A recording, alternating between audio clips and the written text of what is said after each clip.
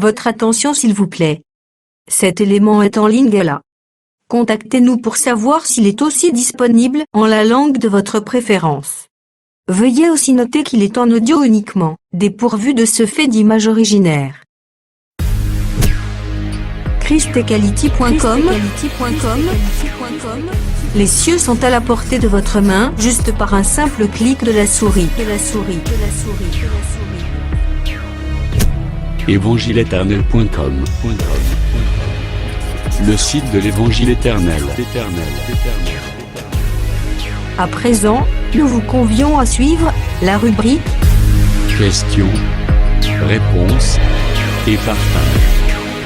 Retrouvez ici les réponses profondes et claires des ministres de Dieu à vos questions particulières qui vous troublent. Elle est présentée aujourd'hui par L'homme de Dieu, le prophète Médar Kala, ministre de l'Évangile éternel. tous les enseignements du prophète Médar Kala sont disponibles sur christequality.com/medarkiala.html. Bonne édification au nom de notre commun Seigneur et Dieu Jésus-Christ. Amen. Et que Christ et Jésus a pambola yo vraiment. A bongela yo a batela yo makasi.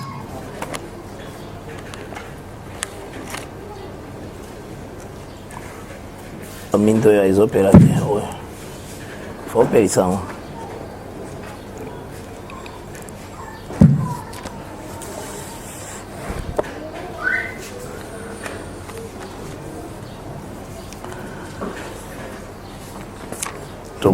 Moi, point après, tu continues dans ma question-réponse par la grâce de Dieu.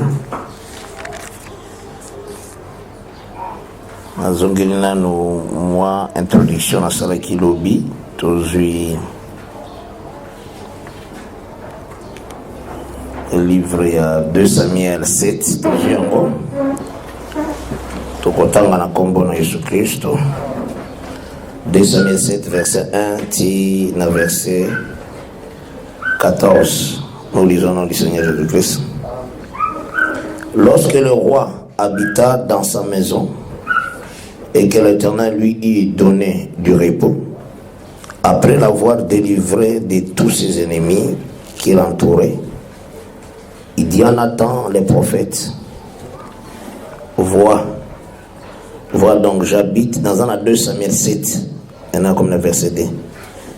Vois donc, j'habite dans une maison de cèdre, et l'arche de Dieu habite au milieu d'une tente.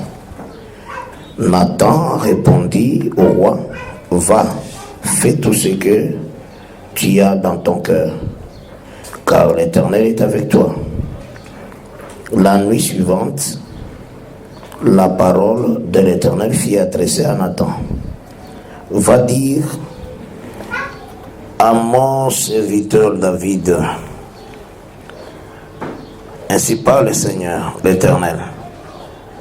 Est-ce toi qui me bâtirais une maison pour que j'en fasse ma demeure?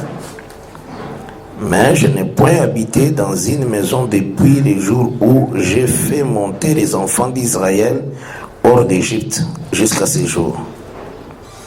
J'ai voyagé sous une tente et dans un tabernacle.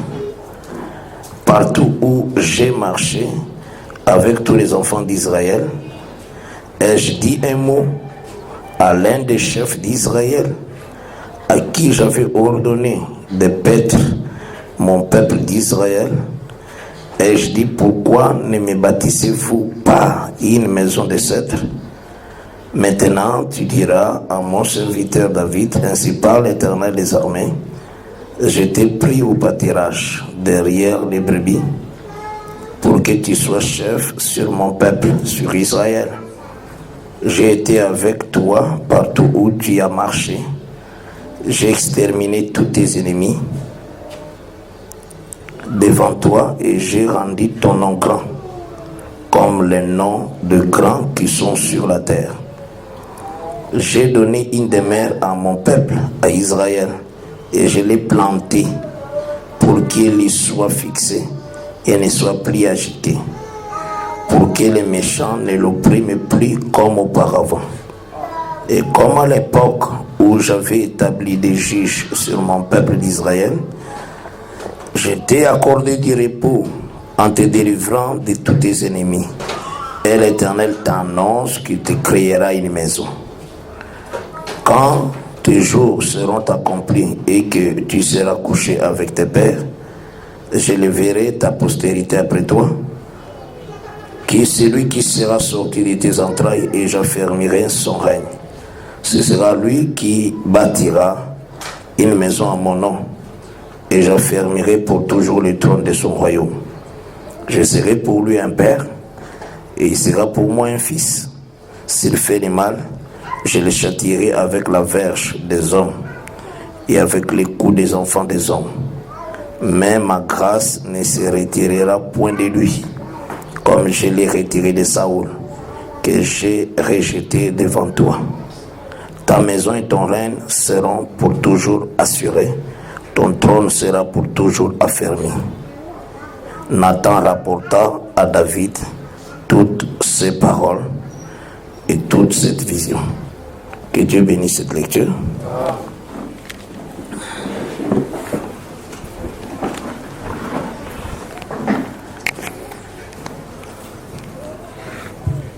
D'abord, nalingi na kokako pesa une précision sur ce qu'on appelle les jours de l'éternité. Pourquoi le Seigneur a déclaré dans les prophètes ce langage-là, les jours de l'éternité. Mais pourtant, aïe na 4e jour, à cette déclaration na 4e jour, soko mwana kocha téléphone na oche, soko mwana kocha téléphone pembeni ya bafle oche, kote mwana kocha bien oui kosunga oche. Tozomona ye aye na 4e jour ya création. Azosa la mention azosa la Isaac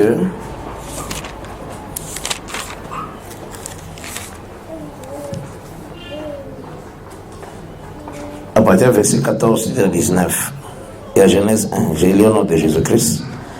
Dieu dit qu'il y ait des luminaires dans l'étendue du ciel pour séparer les jours d'avec la nuit, que ce soit des signes pour marquer les époques, les jours et les années, et qui servent des luminaires dans l'étendue du ciel, pour éclairer la terre, et cela fit ainsi. Dieu fit les 2 grands luminaires, les plus grands luminaires pour présider au jour, et les plus petits luminaires pour présider la nuit. Il fit aussi les étoiles. Dieu les plaça dans l'étendue du ciel pour éclairer la terre, pour présider au jour et à la nuit, et pour séparer la lumière d'avec les ténèbres. Dieu vit que cela était bon. Ainsi, un soir et un matin, ce fut le 4e jour. Le Seigneur a salaki ba luminaire pour Nikolo Tangama, Bikeke Tangama, Bambula et Tangema. C'est pourquoi salaki ba luminaire. Mais Azoé Bisebiso aussi, langage il y a les jours de l'éternité. Ndetolobi, quelle est la raison du Seigneur à l'obasser langage-là? Biso baoyo tuzaba na Abraham, il faut tuzala na souci ya koyebaka héritage na biso. Lolingi yango epesani. Yango tozoki ni kotala Michée chapitre 5. Dans Michée chapitre 5, tozomona nini? Dans Michée 5, toujours sentir que à partir du verset 1, Michée a prophétisé. La prophétie na ye azoloba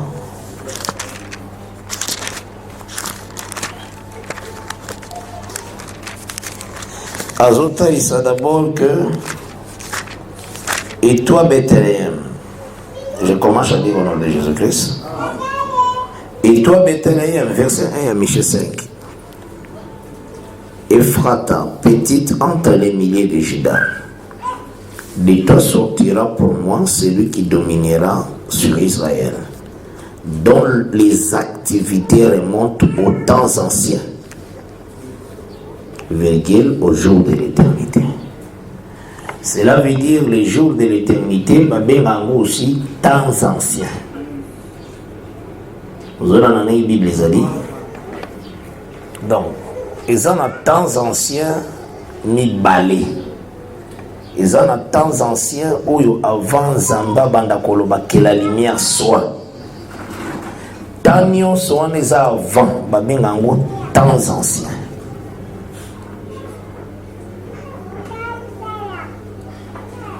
Maintenant, vu aussi, il y a des prophètes, Moïse, Bazalaka aussi comme temps anciens.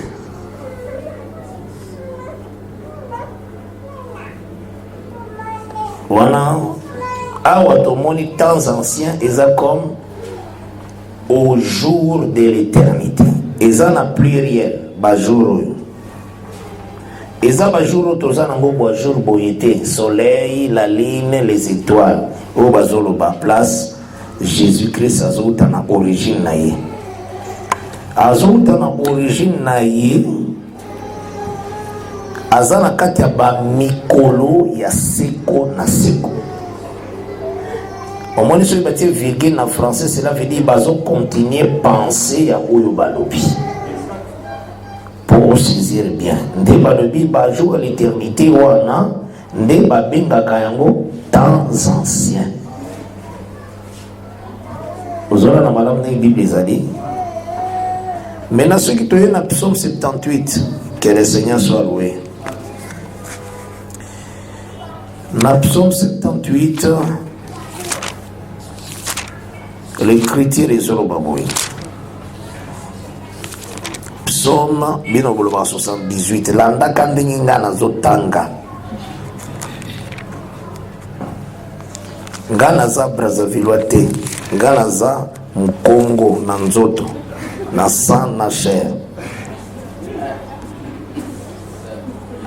Congo na sanse atanga ka 78, ndingi baibisai na ba Belge.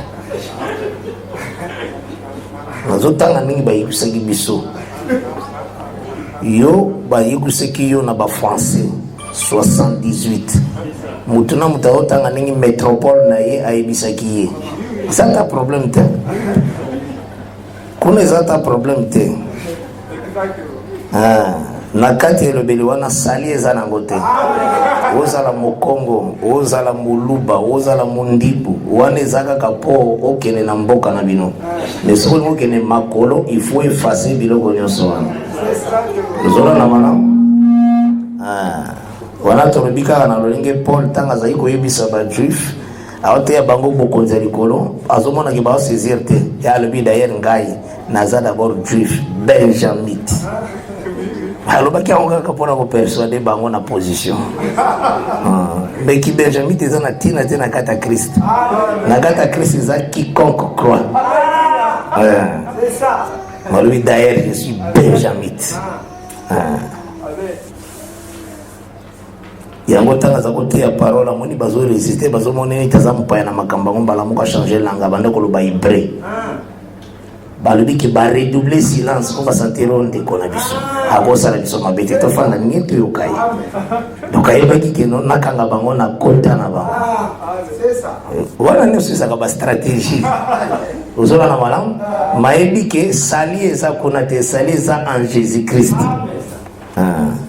Donc ils ont etangeli oyo yebi.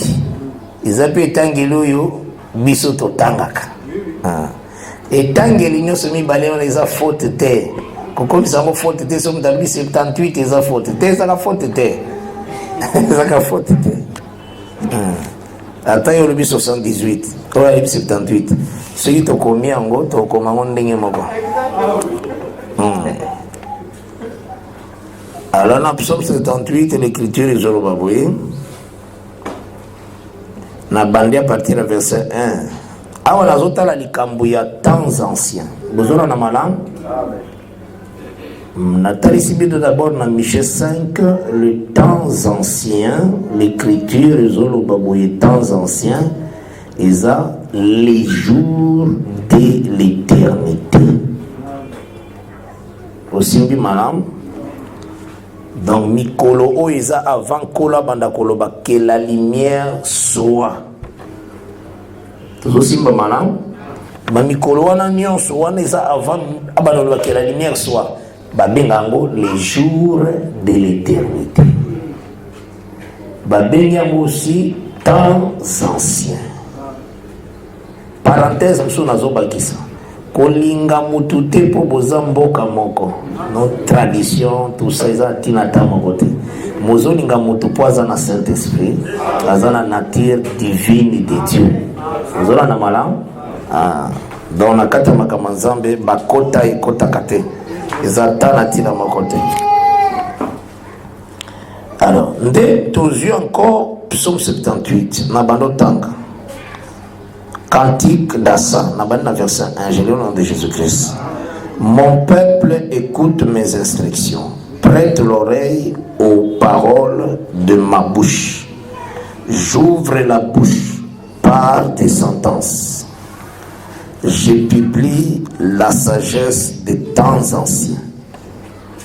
Toujours en amalant, il publie la sagesse des temps anciens. Mais la sagesse des temps anciens animes, c'est que nous avons entendu, c'est que nous savons, c'est que nos pères nous ont raconté. Nous ne les cacherons point à leurs enfants. Nous dirons à la génération future les louanges de l'Éternel et sa puissance et le prodige qu'il a opéré. Il a établi un témoignage en Jacob. Il a mis une loi en Israël et il a ordonné à nos pères de l'enseigner à leurs enfants, pour qu'elle soit connue de la génération future. Des enfants qui naîtraient et qui devenus grands, ils en parlent à leurs enfants, afin qu'ils méritent et afin qu'ils mettent en Dieu leur confiance, qu'ils n'oublient pas les œuvres de Dieu, qu'ils observent ses commandements, afin qu'ils ne soient pas comme leur père, une race indocile et rebelle, une race dont le cœur n'était pas ferme et dont l'esprit n'était pas fidèle à Dieu. Ninyango bazoloba balobi d'abord, j'ouvre ma bouche, la verset 2, je publie la sagesse des temps anciens. Au moins, sagesse à temps anciens, tant que tu na 1 Corinthiens 2, nazo sionné d'abord na temps anciens. Ça va? Tant que tu na 1 Corinthiens 2,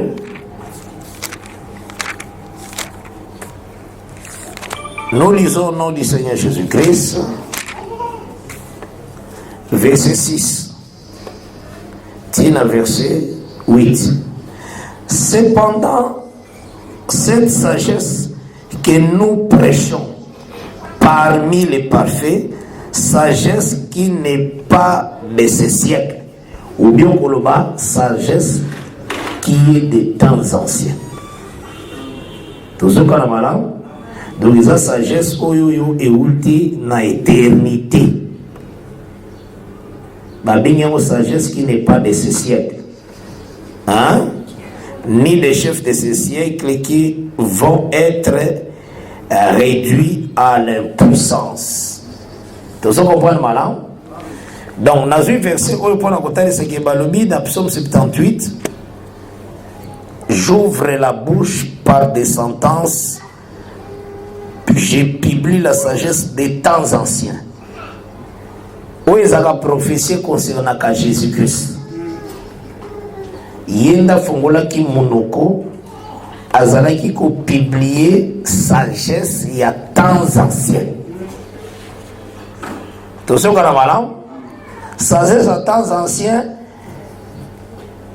Paul a dit dans 1 Corinthiens 2, verset 6 et 8, a dit que sagesse qui n'est pas de ce siècle.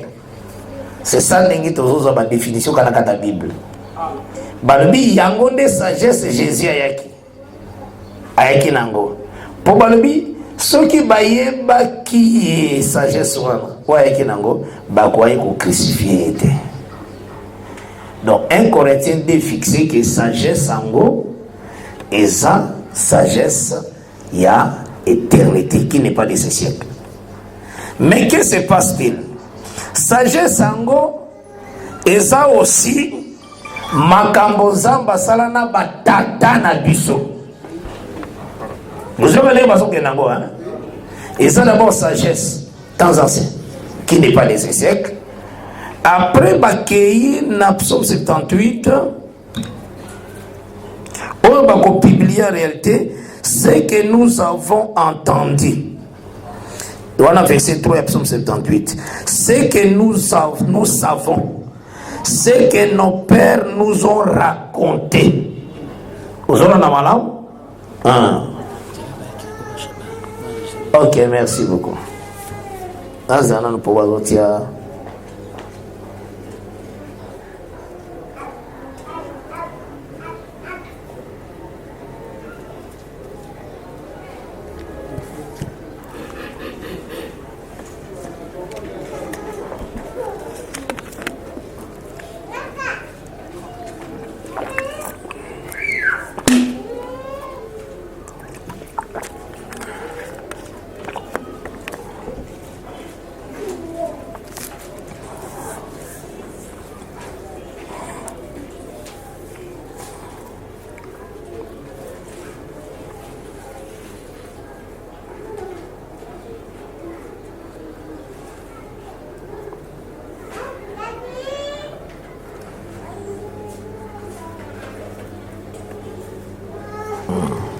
Ok, merci. Écoutez le lobby, ce que nous avons entendu, ce que nous savons, ce que nos pères nous ont raconté, il y a des sagesses des temps anciens. Vous avez la malam? Nous ne les cacherons point à leurs enfants. Nous dirons à la génération future les louanges de l'Éternel. Il y a des sagesses, il y a temps anciens. Ça va? Et sa puissance et ses prodiges qu'il a opérés. Il a établi un témoignage en Jacob.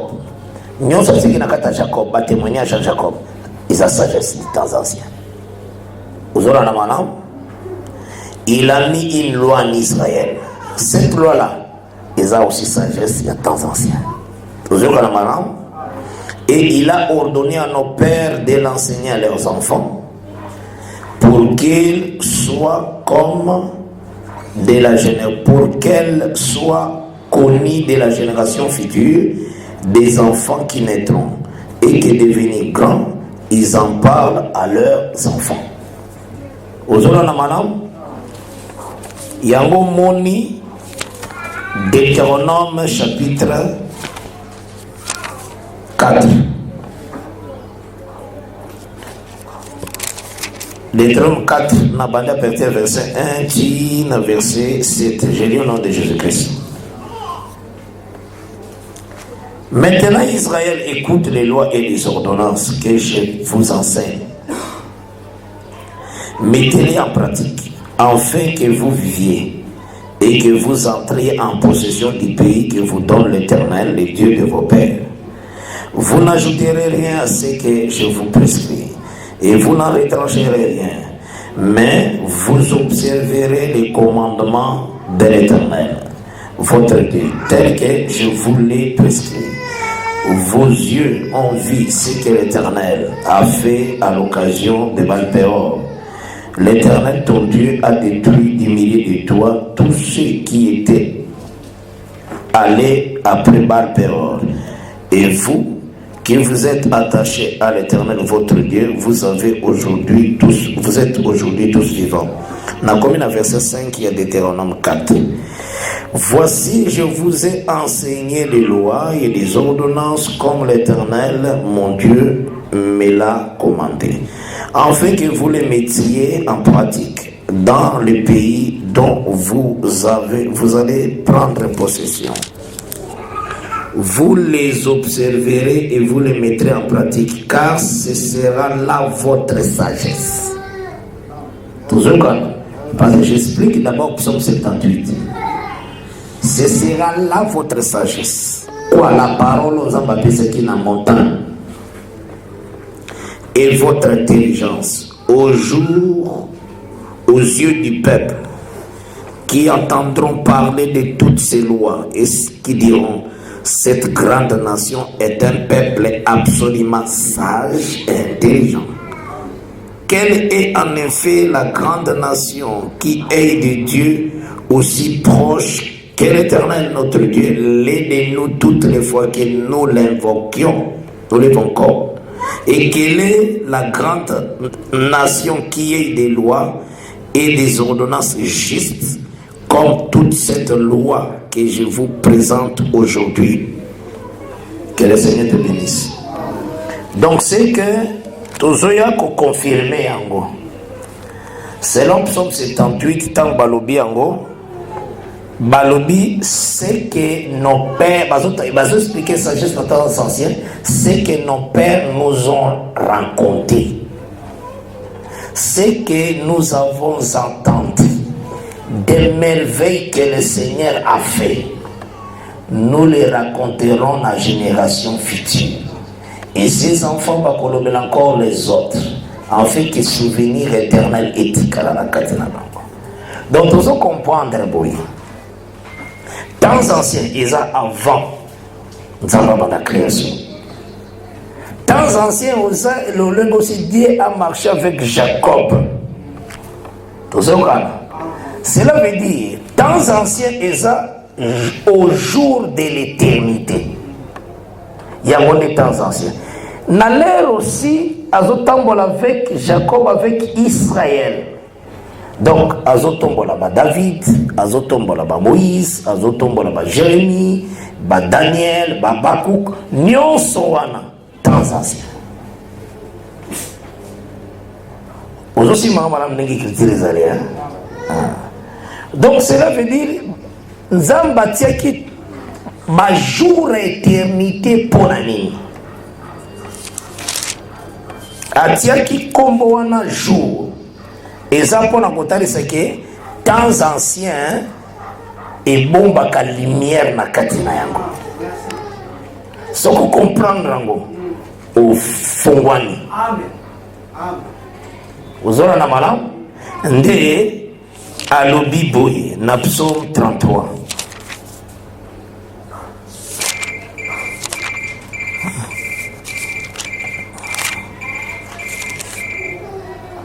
Psaume 33. Makambazan me fait ça là quand précision vraiment tant aux Olobango. C'est très important. L'union ces opé sabino ba porte ouverte pour comprendre makambo et salima na temps ancien. Na temps ba David, ya ba Salomon, ya ba Nathan, ils ont temps ancien. Alors bango moko batwana baza ba jour parce que prophète a sa jour. Vous avez la madame, mais un jour à temps ancien, cela veut dire qu'il y a un prophète, un jour de l'éternité. Tout ce que la madame, pourquoi ce langage-là? Toké Psaume chapitre 33. À partir, il y a verset 8. Tina verset 12. Je lis au nom de Jésus-Christ. Que toute la terre craigne l'Éternel et que tous les habitants du monde tremblent devant lui. car il dit et la chose arrive. Là, il parle du temps créateur. Quand le baki, que la lumière soit, la lumière est, que les eaux se séparent, et ça, il dit la chose arrive. Étant prophète aussi.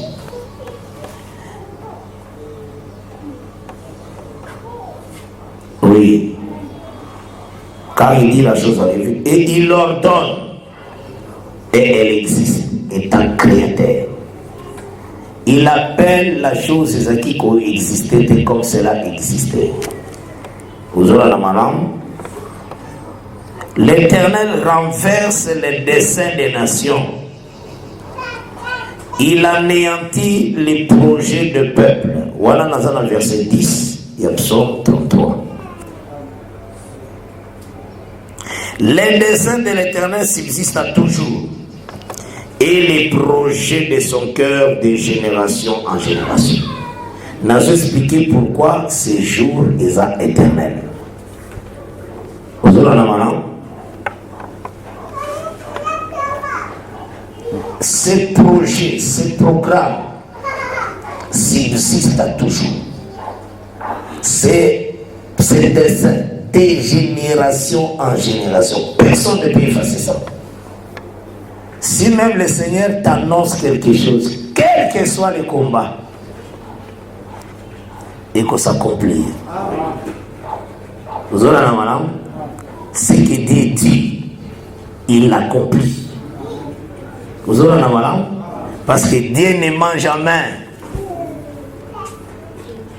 Na gombe c'est une parenthèse, na kala na zalaki na fandi quelque part dans une maison ici quand nazaki kofanda. Nazaki akolala tenzaki kofanda namoni une vision. Le Seigneur a ebisinga ke okoma na tel territoire kombona na yoka ngote. Avant aussi de ça, mosala na mabelo okoma na territoire. Balamu ese ki selenga neti na moni ngo baikini et l'équipe balamu na sutuki. Na vie globe terrestre. Globe bateka kawana. Après vision wana. Na bandi kuluka kombo wana. Lukaka malembe lukaka na shaka. Donc nazotambola ka malembe kane globe ezala kati. Na kikomona yango. Eza muzika. Kama on dit ça fait mal ipsile qui na koma tena territoire wana. Maintenant na fanika message. Tango na keiko sana musala na gemena. Le Seigneur a se glorifié kana gemena makasi. Bato bazalaki wana na 2005. C'était vraiment très merveilleux. Musala ezaki na plaire makasi. Bate ya ba église mususu yo ba église ambete balobi ke moto na bina zo sambisa biso akokufa na mboko yo aobima te. Un jour na mati ko kende côté. Paul tolobaka biloko po anini parce que Paul ndalobi yango na Romains 15. Je ne peux pas kozanga mentionner ce que Dieu a fait dans mon ministère. C'est ça la Bible. Il faut avoir la petite de mentionner ce que Dieu a fait dans ton ministère. C'est ce que Paul a dit. C'est très important.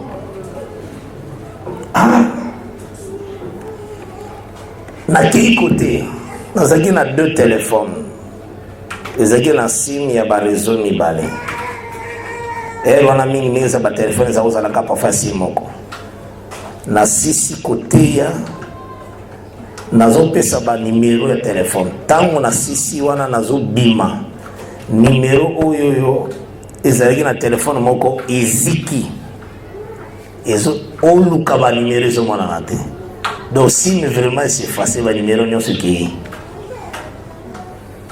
na kendako tana komi na ndako nazwi téléphone mususu mena na tindi yango ekene na cabine esika oyo ba changeaka na ba groupe tango na tindi lobi tango ba yelinga téléphone wana sima mibale eziki Donc ba numéro non suicide. Le Seigneur a dit que qui a la osa servi ma kasi ya wanamboko na monde ténèbres. Compa ils ont ma kasi vraiment. Alors sois très prudent. Et nous on a eu bakité que na diabétique. Na bakate. Nous avons senti que na normal tout ça. Avant événement ne comme nani moko akufaki na mboka pasteur moko ya Nzambe malamu azaki diabétique ba yebaki te bazongisi mai. Oh, diabétique c'est aussi glycosé. Et aussi la takati motema. Et si la gâte au glycosé wa so ozongisi yango et si la takati motema. On ngai déjà dans sa diabétique mais yebaki te. Pas na tomber malade. T'as tombé malade vraiment ba pesinga ba traitement ba comprimé ba tonga. Vraiment ils aussi pas raté. Après wana ah la la la la la la. Oya salaki ko landela nga presque na traitement ma soeur Mami Ndoki. Elle non non non papa il faut kaka ozwa perfusion sous la kinini pour ezunga yo pe fortifier nos apolemba pour la fortifier. Bazui singa mai na ndako place tozalaki wana place évangélique chance oki bazongisi obligosé batie na bakini ekoti biso nyonso toyebi te ke nazalaka diabétique ti esili nameki kotelema nakende kosesoulage nayoki nakoki te na se fortifie kaka nake kosesoulage na zoki. Le Seigneur se répétait très surveillant dans mon éternel de ma casse. Dès que trop affaibli, bazui ba memingai. Évangile Jean Zougia memingai maintenant à l'hôpital. Dans la commune hôpital, le médecin dit là, ancien médecin Mobutu. Halobi non, dès que vous êtes trop affaibli, en tout cas, ça l'examen, bam, ba spécie laboratoire d'examen. Laboratoire sali l'examen, abosani ko sali l'examen sucre. Makomika ka sucre nangeza bien. Ozomona ba mfutuma. Tango kenaka na mwana na hôpital ko zalaka na confiance ya kisi ya komela te. Mais zalaka na confiance en Nzambe. Amen. Ba ekotika ba résultat. Tango batiki ba résultat ko za santé ya bien. Médecin ko sa ni posa ko lemba mingi. Faut abeta obligosé. Pour fortifier les personnes automagas. Tant que tu sucre ça bien. Bon maman yesu ba obligosé. Ba la liste, tu évite business, tu évite que la diabétique. Ba la liste dans la chambre. Ba bête encore obligosé. Traitement na ça obligosé. Tongo poko. Pas vraiment Monique Moutake comment na yeba ka le côté. Comment pas bato babandi déjà kolela po bamoni ke moto azo kokasute médecin le dit lokola tozomona kazo s'affaiblir kazo kokate pa lingo kufa na ye parce que solution te to me gata ko fortifier motema na ye po à vivre à moi quelques heures nde bazu hydrocortisone ezakaneti 10 sachets ya obligosé ça na 5% ya sucre. Hydrocortisone est à 50% à sucre. Et ça va m'aider Babi tanga pour aider davantage. Pour tout le monde qui a soutenu là. Voilà nazo kwa kolobate parfois pe nazo talate mais nazo akaba to bazo solo muke nase. Babi tinga soso hydrocortisone. Donc voilà les années 10 sachets ya obligosé. Ikoti na nzoto. Wana koma kinaoka ke diacre ndaza kozwanga meminga sokolinga azongisinga ina mbeto. Diacre ndaza kusala nyoso. Le Seigneur a ko visiter na ndenge na zakina koma. Ayi bisenga ke kiala okufata. Okukufate. Nazana yini mission sérieux. Alobi tinda batu na ndako na valise na yo bazwa carnet moko na kata carnet batala kombo moko kombo ngo Gaston babenga ye nyonso akoloba basala na nzoto na yo okobika mbala moko na bimi na koma na bengi chanson ki wana so nazoloba koyoka te donc faut tier litoi na yo na monoko nanga nga binzamba oto obimelanga sikoyo ebisinga na okufa te wana kala zakala ikala mpeto chanson ki ya solo oui ya utika koyaka sikoyo yango moni na zongi na bomoi ebisinga na okufa te alobi bokende na chambre omoni valise nanga place sali boluka carnet moko soki bozwi carnet wana eza na wana ba numéro ba te bele mais boluka ka kombo yo Gaston oya koyebisa bino bosala na nzoto nanga esi na zongi encore koma nalo basute bakini baba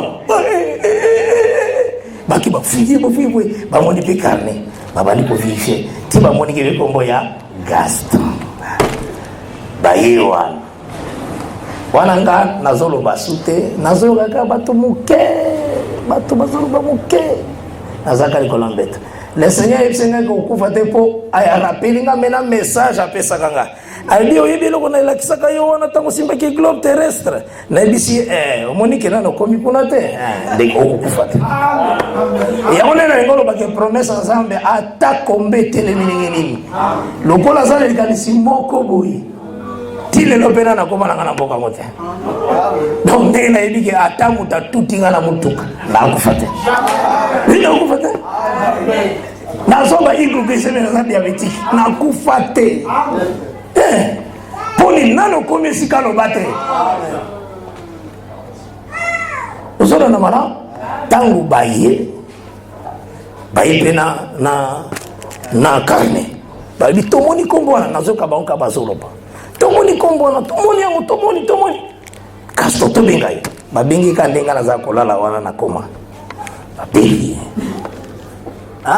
Gaston tout ça boy Gaston le bibo sala examen cycle résultat cycle ba ko pesa ndenge za solution pour nzoto na ye akati évangile Jean Zogia kati bazaki ensemble na frère na biso Jones azaki diabétique atoni mena papa Jean Zogia papa Jean Zogia mutongo le bini albito sala examen cycle na monde na zoyo kamena Jones a découragé abia ngana za diabétique traitement oyo muto azwi soka zaki diabétique papa ayga za soutien effectivement c'est ça vrai on za la soutien maintenant pesi papa Jean qui référence ya likamesele maki une semaine na mboka abio yebi pasteur ya Nzambe Malamu nine bomaki ogligosé. Est-ce que batiaki combien de sachets kaka moko ndambo akataki motema pwani azaki diabétique voilà wana nga moyena lobesate moyena salisa mutsoka so kende kufa o etika la d'abord ça koyoka munoko ekoloba susu te misizo mona susu te mouvement ese ma susu te mais reste loko ezalaka ka voix donc nyonso nazali kosoko sa te nazali ka voix kaka voilà musika soka ne basolo ngali binzambe na ngai bato yo opesi bango message bazo salela tendengeli mwena lo babo ezate nazo engana ningo kufaka boye nazo keleka ka boye bazo comprendre te bana ba discuter yango moni faut tout saka mosala nzambe il faut respecter ka mosala soko moni même difficulté comme na mosala ko sekate pleure c'est très important cet homme là évangélique Jean Zogia homme de Dieu Aza homme de Dieu, je lui dois du respect. Aza vraiment mon salat nzambe. Natanyo sona zabuza la kana ba jeune multiplié, ba via consécration pour semble la peau nzamba relever ngai na santé. Ayebisi Jones expliquer bike nazana ba cours nyonso ba diabétique ponga naza diabétique. Likambo isalemi na ya cause diabétique te tout ikambo. Jean Zogia fa nazo kaka yende ngazolo bala bi ayebisi mena Jones alebike Jones oyo mutalobi ezande nzambe ndalobi totika banalisme nyonso tosalela ndenge nzambe alobi ngambo wana sa motema nayoki wana zobushe sute misu te zofongoma te kabi atuka na biki nzambe vimo récupérenga mouvement ntango kozosala te kabi atuka vraiment na biki wana kaka nazoloba na sa motema vraiment makasi Jones alobi bon ça va nakotosa yo poza papa na nga oza mosali mais okomona kaka naki ozwa machine tosali eza nango diabete te parce que traitement nazwi hydrocortisone e ozala yango te Jones alobi nani évangile alobi kende kozwa kaka bakei kozwa machine ntango machine ye ya glycomètre bapréleve batali bona azalaki na 493 cycle parce que troisième phase Jones alobi papa moto aza mutanzambe amen eloko esalemaka te mutanzambe wana azokaka bazoloba nga nazalaka na koma nazoyokaka masolo moke nde bazwi résultat babombi parce que omoni na kati ya hôpital yo moto pamba kosala examen ya likola moto te ezaka un problème bakokanga yo fo bango moko basala ba examen babombi résultat babengi mena médecin ya mobutu wana médecin nzila wazaki médecin ya hôpital mobimba donc directeur bayebisi papa bosa sala na examen cycle mpona mosala nzambe na biso nzela alobi lokola na prescription nyonso nga na traité ye à cause de la diabétique te eza tana tina te nabengisa balame na ngai ya cycle jamais nakosala ngo te jasoki alobi papa ye sala kaka sala kaka nde nani alobi basava nazokende mena kozwa appareil ya cycle na ya kosala me nayebi ke kozala yango te wana bango basi basalaki bazala résultat médecin nzelaki kozwa osi appareil baprelever ngalanga kana koma baprelever médecin nzela tanga mone pesi ba 400 na quelque akima mbango médecin kimi mbango azobinganga drodom celui-ci n'est pas un homme drodom il n'est pas un homme azole tiliboma azoba il n'est pas un homme azokanga il est akimi mbango arrêter musala na hôpital ayebisi infirmier nyonso ba médecin botikala musala boya kotala sorta moto est-ce que aza moto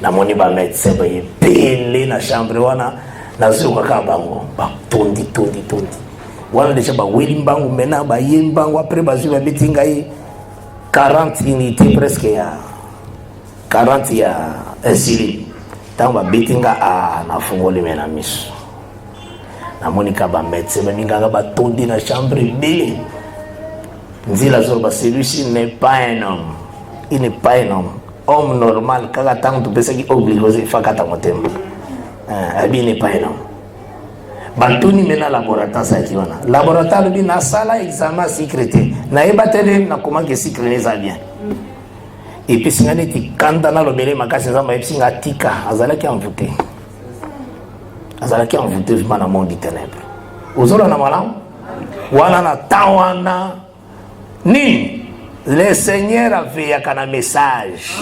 Au moment où on est mouqué, on dit comme vision. Au moment où on est mouqué, mais sa parole demeure. À tabiro on ne connaît avant. Oya loba kiwana. Il tient à ça. Tellement bon qu'on est ce qui n'a besoin pour mangai. Na yebisi chance qui nga lobi ke ndeko na ngai.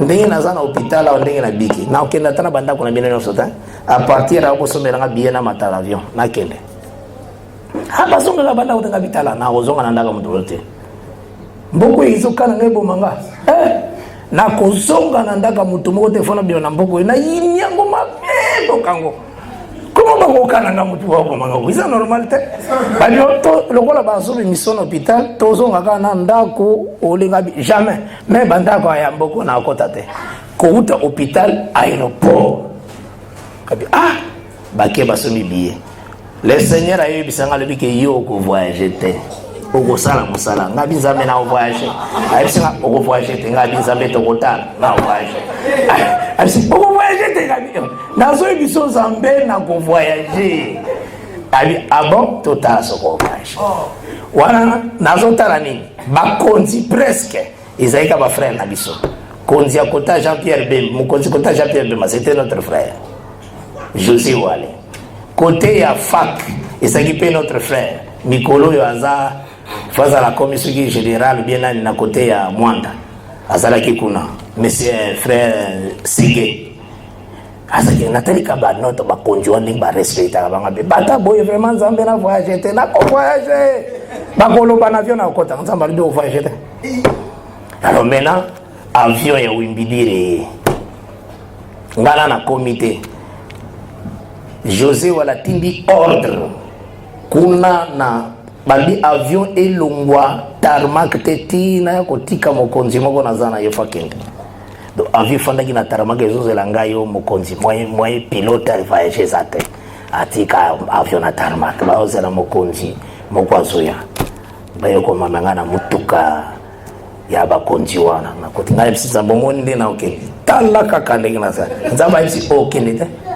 ngabi na okende basali ba formalité directement mutukeli ki tarmac na pied ya nani nazo matamena na escalavion nzamba ebisa okende te ngabi na kei diso mwana nazo matate na kei ngambo ko jamais na kei tangu na koti bakangika ka avion hôtesse atalinga na sakika kana ba mikanda na normal ya billet na pesi hôtesse contrôler na fanda le billet hôtesse le billet okende te ngali kamini ngana yo naza en ordre hôtesse le billet au voyage te wan déjà avion ça la taxi pour que nous sera tour kende nango to bandi ko benda na kuna na kati hôtesse yibisanga pona okende te te to sentir ka ke yo okende te nzamba yibisanga omona yibisanga nini okende te pilote on a mundela kati a kati ba Elise a kati a dimiti kona kota zaki na cockpit a dimiti ya kote kuna discussion nini avion ningo kende hôtesse a lobike pilote moto kelete na sentir ka kelete mundela lobi messieurs tu dois descendre ou bien na ko piloter avion te nga nzamba bisa omoni aitsaki okelete atoza l'ordre atoza ba konzi wana okenda te na moni bafungoli avion nazo kitamere l'escalier na ozonga bato baotala ngambo bazo kitsanga o bakonzi baye kotika nzamba zisoma omoni na bisoko ni okende te atoza na bato okende te okozonga ngana ebisi nzambe ba vole silite o ezaki dimanche mardi ba vole za ayebisi ngai mardi na koanile bavole ya basosiété nyonso Wimbidire koya te na ewa bora soki ewa bora wana soki nini soki ewa bora ekoya te ngai bi seigneur ekoya mardi ngana ko voyage tana kiti wana ba frère ba sepeli ko bazaoli ngaba mona ngana zonga na ndao babiaza bakumama tozongi tindako na ebisi évangile Jean Zodinga bizamba lobike lobi akokitisa ba avion de avion société ya kao ekoya te pona ngai pona mona signe ke fona te ayo bazamba évangile Jean Zodinga o solo ndenge nini ngabi ayebisi ngaka ke akwanile ba vol mi balé ya Wimbidira na ewa bora ekokita te mardi wana tuzobita na solo na ndako dimanche wana na poko tana rataki vol tokomi lundi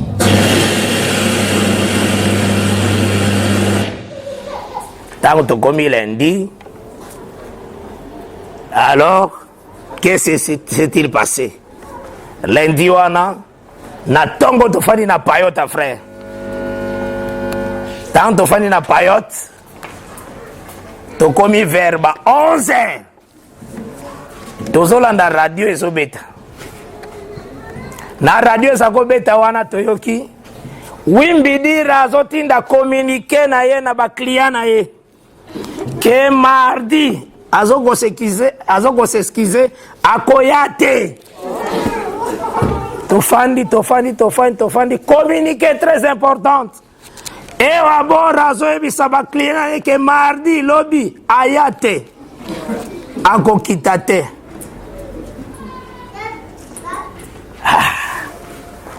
ngai maintenant zamba tant tozolanda radio wana tofandi wana lendi wana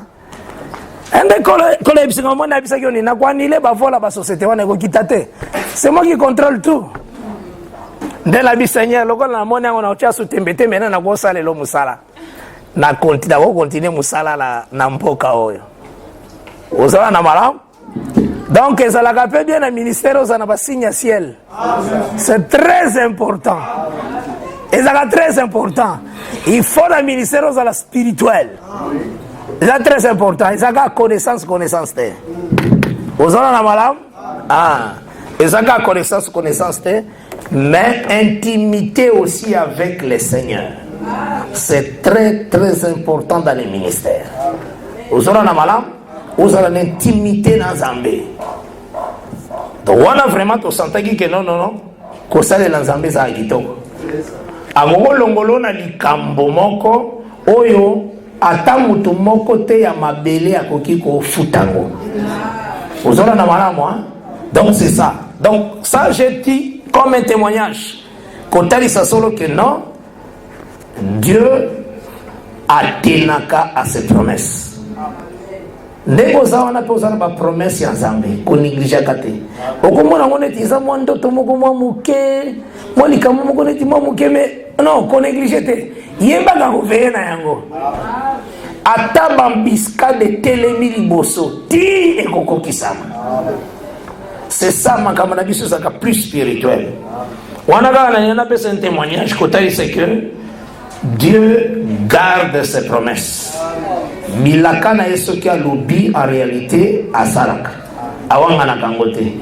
Ce qui a lobby qui okokoma telle place. Okokoma telle place. Vous avez un amala? Okokoma telle place.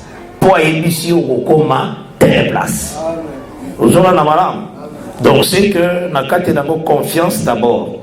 Il y a mon atali ici d'abord on a fermé parenthèse on a un témoignage parce que ça rappelle très utile tout témoignage à ce qu'il Dieu a fait pour nous. Dès là on a toujours équipe psaume 33 kotali ça que les desseins de l'Éternel subsistent toujours. Ba projet naie de génération en génération. Efasaka yango te le programme est arrêté. O est arrêté à Salaka. Vous avez na malam et lembo wana nde tozo comprendre que ce projet ba programme abongisi qui yango na temps ancien. Yogani malam et na psaume 78 temps ancien. Alobeli yango d'abord par rapport au jour de l'éternité, mais à Zongeli par rapport des merveilles que Dieu a fait dans Jacob. Aujourd'hui, les temps anciens, ils ont comme makambo zambasala ki nakata Israël. Oh, asala ki amona kati ya batu moko boui. Donc batu wana nde baza comme les jours de l'éternité. Vous comprenez la Bible les alliés? Bango nde baza les jours de l'éternité. Yango kotanga Ésaïe 37 verset 25. Ésaïe 37 au verset 25. J'ai lu au nom de Jésus-Christ. Verset 26 plutôt. Ésaïe 37 verset 26. N'as-tu pas appris que j'ai préparé ces choses de loin et que je les ai résolues dès les temps anciens? Maintenant, j'ai permis que ça s'accomplisse et que tu réduisisses des villes fortes en morceaux de ruines. Donc, dans les temps anciens, il y a les projets de l'Éternel. Verset 1. Toujours quand on a dans les temps anciens, il y a un programme en Zambie. Dans les jours de l'éternité, il y a un programme en Zambie. Mais dans le programme, en Zambie a présenté comme Bamaï, Bibale, les eaux. Aujourd'hui, les eaux là, il y a un préparatif, il y a un projet. C'est dans les temps anciens, au jour de l'éternité. Mais Bama Yohana en réalité Zalakande Abraham. Il y a un proverbe 20 verset 5. Et ce que les côtés, c'est ce que bon en d'accord avec tous les et qu'on est dans ma cambre B. Verset 5, Proverbe 20, verset 5. Les desseins dans le cœur de l'homme sont des eaux profondes, mais l'homme intelligent c'est épuisé. Vous aurez la malade. Proverbe 18 aussi au verset 4. Les paroles de la bouche d'un homme sont des eaux profondes. La source de la sagesse est un torrent qui jaillit. Vous avez malade, moi. Donc, ma programme est bon qui s'appelle comme dans temps ancien. Or, dans temps ancien, tant toujours bon année, bama yebele. Donc, bama yetali saka, ba programme. Donc, nous avons dit dans Isaïe 37, verset 25. Vous avez madame. Mais pas programme, on n'a pas côté siango, n'attend la loi, les psaumes et les prophètes. Donc, via ma prophète, et ça aussi, temps anciens. Toujours comme madame. Donc, via ma prophète, et ça aussi, temps anciens, et ça aussi, les jours de l'éternité. Vous avez madame. Yango moni ce qui t'ensuite deux passages. Na livre d'abord, il y a Psaume 24. Na Psaume 24.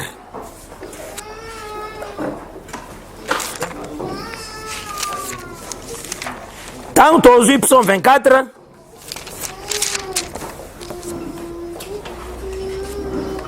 Na bande à partir du verset 7. Tina verset 10. Je lis au nom de Jésus-Christ. Porte éternelle, porte élevée vers les taux.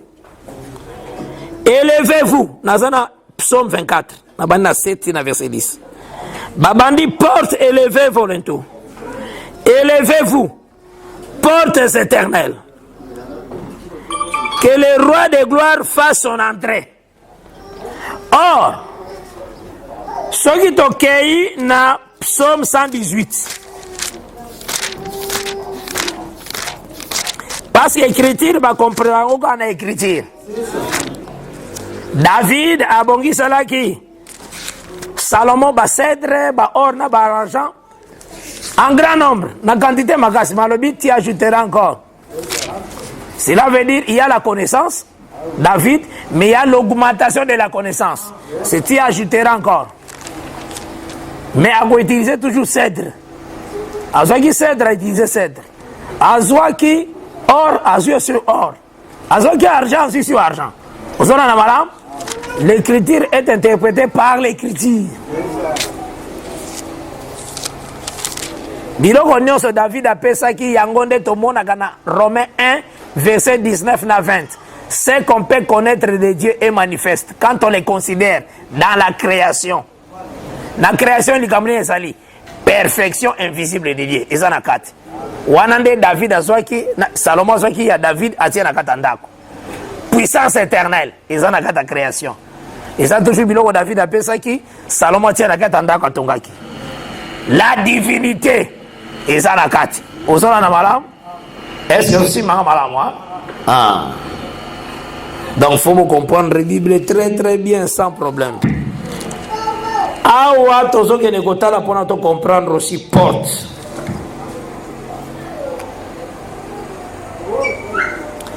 À partir du verset 19, j'ai lu au nom de Jésus-Christ.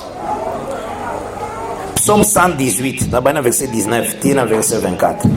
Ouvrez-moi les portes de la justice. J'entrerai, je louerai l'Éternel. Voici la porte de l'Éternel. Vous aurez la malade. C'est par elle qu'entre les justes. Donc, porte, on les apporte à justice. Ça va. Parce que les justes, ils sont condamnés dans la porte. Maintenant, verset 21, psaume 118. Je te loue parce que tu m'as exaucé. Parce que tu es devenu mon salut. La pierre qu'ont rejeté ceux qui bâtissaient. Donc, porte, il y a justice. La pierre. Tout ça, on a pas comme on a. est devenue la principale des langues. C'est de l'Éternel que cela est venu. C'est un prodige à nos yeux. C'est ici, Niniwana, porte-wana. C'est ici la journée que l'Éternel a faite. Porte benga magape jour. Toujours dans malamu, hein? Et avant de toujours c'est que porte baloba qui wana na psaume 24, il était sur jour. Le kola balobi porte éternelle, ne le mususu jour éternel. Toujours dans malamu, hein? Oh, les jours éternels, ce sont des hommes comme ça, ce sont des prophètes. Isaac, David, Nathan, Salomon, Abraham, ce sont des jours éternels.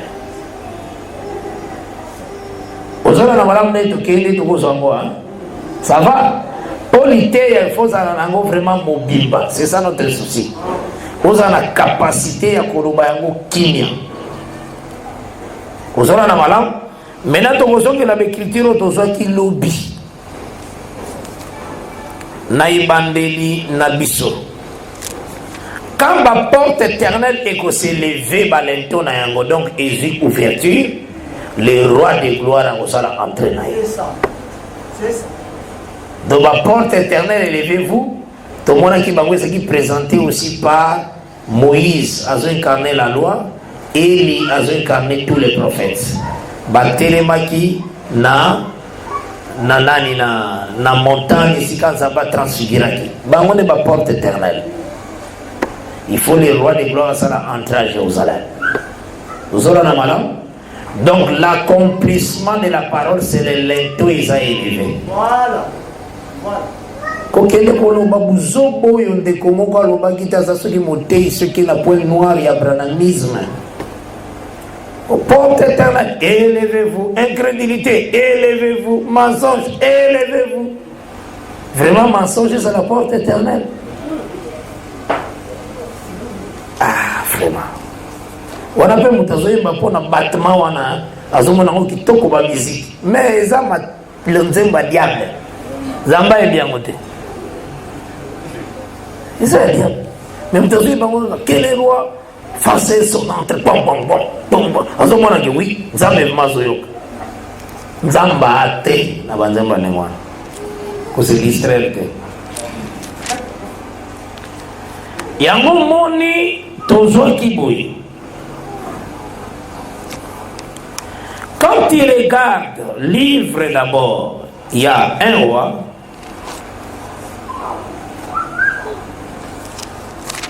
Tout le monde a qui le verset 7. Verset 51, chapitre 7. Il y a 1 roi 7, verset 51. Ainsi fit achever tout l'ouvrage que le roi Salomon fit pour la maison de l'Éternel.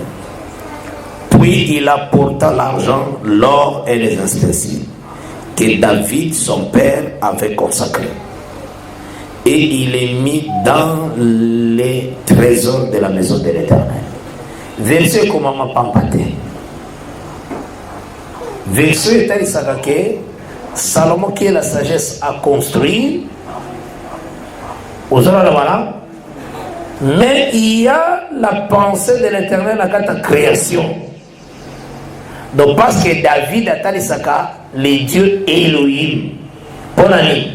Aza commencement ya trône parce que trône est un trône ya David, trône est un trône éternel et zaka ya David. Jésus a un trône ya David. Vous avez les alliés, hein? Mouvement où zaka céleste zaba kitsaka ngona batu boya zo travailler na bango. C'est ce que Dieu fait. Biloko nyonso ya bongisa ki likolo l'éternité tout asi akotisa ngo na via ba prophète boyi azo expliquer ba éternité misala. C'est ça la Bible. Yango moni d'abord natali saki yo boyi que